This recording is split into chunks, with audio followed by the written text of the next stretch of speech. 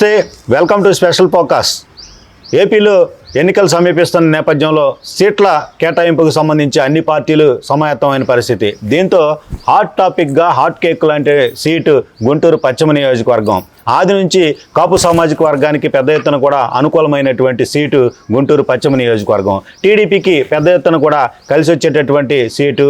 ఏదైతే ఇక్కడ ఉన్నటువంటి ఆ పార్టీ శ్రేణులు కావచ్చు, ఏదైతే రాజధానికి అతి సమీపంలో ఉన్నటువంటి సిటీ హెడ్ క్వార్టర్ కావచ్చు, ఈ సీటు పైన చంద్రబాబు కూడా టీడీపీకి సంబంధించి ఫోకస్ చేస్తున్నట్టు తెలుస్తుంది.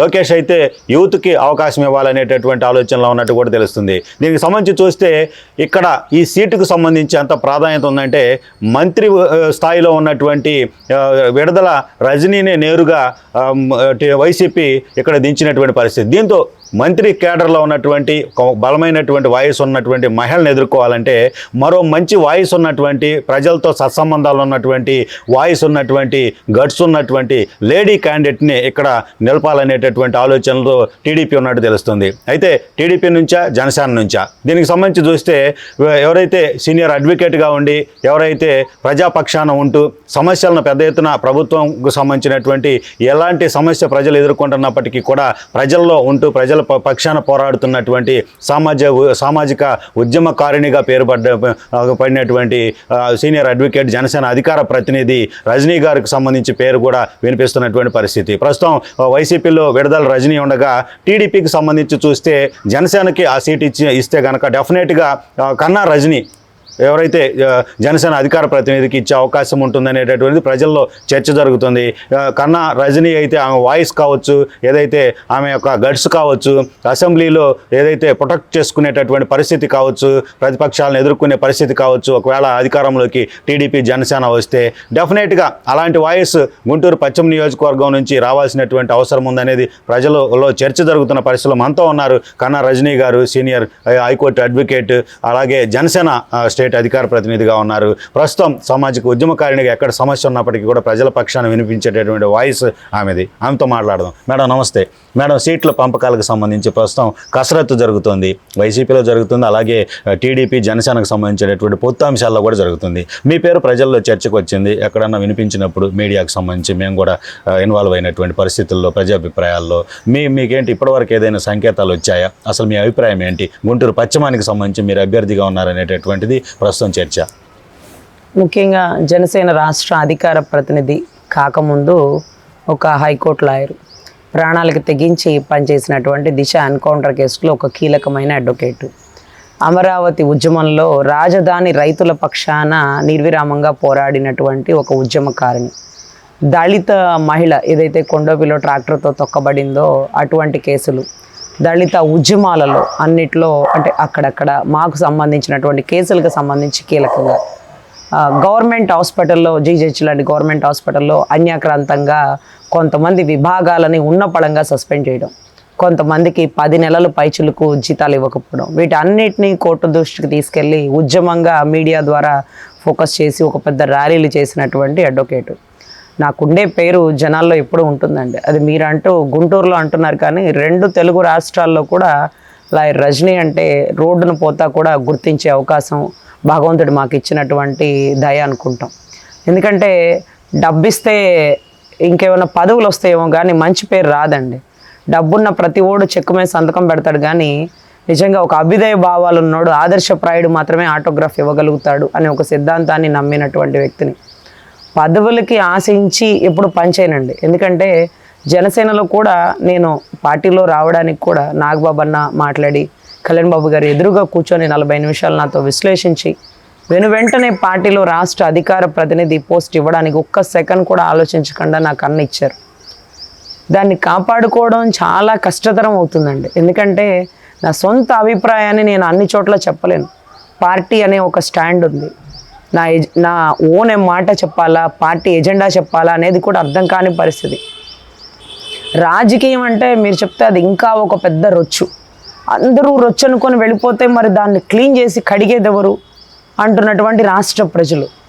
ఒకానొక టైంలో కత్తి మీద సాన్లాగా ఉంటుందండి పదవి. ఈ పదవి లేనప్పుడు మీరు ఎన్నో వీడియోస్ మీడియాలో చూసుంటారు, నేను అందరూ మీకు సుపరిచితురాలని. పదవి వచ్చాక జనసేన స్టాండ్, పదవి లేనప్పుడు మీ హైకోర్టు లాయర్ రజనీ మీ అందరి మనసుల్లో ఉన్నటువంటి వ్యక్తినే. ఈ పదవి వచ్చాక వెళ్ళే గుర్రానికి కళ్ళేలేస్తారు చూడండి, ఆ మాదిరిగా ఉంటుంది పదవి. సో అది ఎట్లా అంటే ఒక చిన్న ఎగ్జాంపుల్, వెంగళాయపాలెంలో ఒక కాపు కమ్యూనిటీ నుంచి ఒక ఆడబిడ్డని అతి కిరాతకంగా రేప్ చేసి ఆ అమ్మాయిని ఒక వ్యక్తిని నమ్మి ప్రేమించాలని పాపం అతనితో వెళ్ళింది. అతను ఒక 6 వ్యక్తులను తీసుకొని వచ్చి రేప్ చేసేసి ఒక 10-15 రోజులు ఇంకో చోట పెట్టి మన పేరేచర్లో పెట్టి ఆ అమ్మాయిని అంత కిరాతకంగా చేసి ఆ అమ్మాయిని వదిలేశాడు. వదిలేసిన ఆ పిల్ల ప్రాణాలతో బయటకు వచ్చి వాళ్ళే వదిలేశారు, ప్రాణాలతో బయటకు వచ్చి జీజీహెచ్లో ఒక 15-20 రోజులు హెవీ బ్లీడింగ్తో ట్రీట్మెంట్ తీసుకుంటూ ప్రెగ్నెంట్ ఆవిడ ఒక గౌరవ డిఎస్పి గారిని కాళ్ళు పట్టుకొని తల్లి చెల్లి ఆ బాధితురాలు అందరూ నాకు న్యాయం చేయండి మేడం, అతను నేను ప్రేమించి వెళ్ళాను, ఇప్పుడు నేను ప్రెగ్నెంట్ని, చుట్టుపక్కల అందరు రేప్ చేశారు, వాళ్ళకి శిక్ష పడాలి అంటూ కాళ్ళు పట్టుకున్న డిఎస్పిని ఈవిడ కడుపుతోంది, గౌరవ డిఎస్పి గారు కూడా కడుపుతూ ఉన్నారు పాపం. కాళ్లతో నెట్టేసిన పర్వం అండి, డిఎస్పి స్థాయిలో ఉన్న వ్యక్తి కాళ్లతో నెట్టేసిన పర్వం. నువ్వు బతికుండగా వాడిని అరెస్ట్ చేయించలేవు, నువ్వేవి చేయలేవు. కడుపుతో ఉన్నావా, ఇవిడు తండ్రి 1, 3, 6, ఈ 6 ఎవడని చెప్తావు, పొట్టని డిఎన్ఏ టెస్ట్ చేశాక చెప్తాం, ఇది నీ చెల్లి ఎక్కువ చేస్తుంది, ఇది కూడా అదే బాపతే, ఏంది ఎక్కువ తక్కువ మాట్లాడు, మీరు బ్రోకల్ కుటుంబాన్ని బయటికి నిరూపిస్తాను అన్నటువంటి పరిస్థితి. ఇక్కడ ఏ కులమైనా నేను పనిచేస్తాను, దళిత కులమైనా కమ్మ కులమైనా, కులాలతో పని లేదండి. రంగ గారి ఆదర్శాలు నింపుకున్న వ్యక్తిగా ఏ ఒక్కరికైనా పనిచేస్తాను. అటువంటిది ఆ బిడ్డకి పడ్డ కష్టం నాకు తెలియదండి. నేను నా కోర్టు హడావుల్లో బిజీగా ఉన్నాను. ఆ బిడ్డ ఏం చేసిందంటే, నువ్వు బతికుండగా అరెస్ట్ చేయించలేవంటే నేను అరెస్ట్ చేయిస్తానని ఒక లెటర్ రాసి వాళ్ళ ఇంట్లోనే సూసైడ్ చేసుకొని చనిపోయి, దాని తర్వాత జీజీహెచ్లో ఆ డెడ్ బాడీని పెట్టారు. టీడీపీ శ్రేణులు వచ్చారు, జనసేన శ్రేణులు వచ్చారు, ధర్నాలు తీశారు. తర్వాత డెడ్ బాడీ తీసుకెళ్ళిపోయారు. 10 నెలలు అయిందండి. ఏ పార్టీ కూడా ఆ బిడ్డని అరెస్ట్ చేయించడంలో పాత్ర తీసుకోలేదండి, ఏ పార్టీ కూడా. తర్వాత ఇప్పుడు 10 నెలల తర్వాత మేడం గారు కరెక్ట్గా కేసు తీసుకుంటారు, మీకు ఏ ఇబ్బంది లేదు, అవతలుడు ఎంత పెద్ద తోపు తురుమైనా ఎత్తి పక్కనేస్తుంది అని 10 నెలల తర్వాత మన ఇంటికి వచ్చారు. వచ్చింది మొదలు కాళ్ళు పట్టుకొని భయంకరంగా ఏడుస్తున్నారు. ఏంటమ్మా అంటే ఒక అరగంట ఏడ్చి ఇది వాళ్ళ బాధ అని చెప్పారండి. తర్వాత వాడు ఎంతలా పోటుగాడైనా ఎత్తి అవతలేపిస్తే ఒక ఆడబిడ్డ చావుకు కారణమయ్యాడని ఆ బిడ్డ రాసిన లెటర్ చూశానండి. దాని తర్వాత ఆ అమ్మాయి బతికుండగా పోలీసు వాళ్ళతో వాళ్ళ అమ్మగారు వాళ్ళు మిస్సింగ్ కేసు కంప్లైంట్ పెట్టారు, 15 రోజులు కనపడలేదని. దొరికిన తర్వాత జేజీహెచ్ హాస్పిటల్ అడ్మిట్ అవ్వక ముందు ఆ బిడ్డ జడ్జి గారి ముందు కూర్చున్నప్పుడు జడ్జి గారికి ఒక మ్యాటర్ చెప్పిందండి. నేను ఒక వ్యక్తిని నమ్మి వెళ్ళాను, ప్రేమించానంటే ఆ వ్యక్తి ఇలా ఇంతమందిని తీసుకొచ్చి నన్ను ఇలా చేశాడు అలా చేశాడు మొత్తం చెప్తే ఒక్క మిస్సింగ్ కంప్లైంట్కి 15 సెక్షన్స్ కలిపి పెట్టిందండి జడ్జి గారు. అంతలా కిరాతకులు వాళ్ళు. ఆ సెక్షన్లో ఏ ఒక్క సెక్షన్లో కూడా అవతలోడు తప్పించుకుపోలేడు. అటువంటి పరిస్థితుల్లో ఆ అమ్మాయి బతికుండగా జడ్జి గారికి ఇచ్చిన స్టేట్మెంట్ ఫైనల్. ఎందుకంటే ఆ అమ్మాయి స్టేట్మెంట్ ఇచ్చిన చనిపోయింది, అదే డైయింగ్ డిక్లరేషన్ కింద వ్యవస్థీకరిస్తుంది. సో అటువంటి పరిస్థితుల్లో ఆ కేసు మన దగ్గరకు వచ్చినప్పుడు అవతల వైపు నుంచి వైసీపీ వాడు ఉన్నాడంటండి, ఊడికి ఎక్కువ. అక్కడ తెలంగాణలో కేసీఆర్, కేటీఆర్, సజ్జనార్ గారిని పక్కన పెట్టిందని, ఇక్కడ నాకు గవర్నమెంట్ అంటే నాకు తెలుసు కదా, తృణప్రాయంగా పక్కన పడేస్తా. ఫోన్ చేశారు ఒకళ్ళు పైల్వాన్లు, ఫోన్ చేసి మేము ఎవరో తెలుసా, నువ్వు ఆ కేసులో ఎందుకు ఇన్వాల్వ్ అవుతున్నావు, వాళ్ళు 6 బిడ్డల జీవితాలు పోతుంది, ఏదో జరిగిపోయిందిలే అంటే. ఏదో జరిగిందా?